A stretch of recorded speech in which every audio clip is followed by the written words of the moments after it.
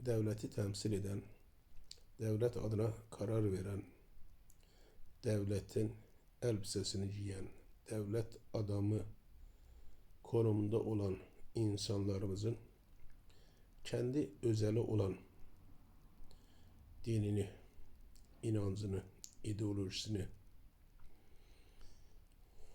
ırkını, mezhebini, meşrebini, içtihatını, siyasi düşüncesini, siyasi görüşünü aşikar edecek simgeleri kullanmaması gerektiğini düşünüyorum.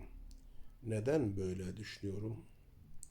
Devletin ülkenin tamamının devleti olduğunu ülkenin tamamına hissettirmesi gerektiğini düşündüğüm için devletin ülkenin tamamının devleti olduğunu ülkenin tamamını hissettirebilmesi için de devletin kapısına gelen vatandaş devlet adamını görmelidir. Devleti görmelidir. Herhangi bir dine, inanca, ideolojiye, ırka, mezhebe, meşrebe, içtihata,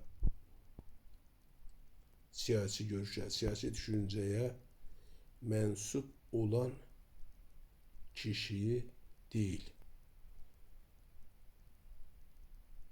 Ben böyle düşünüyorum.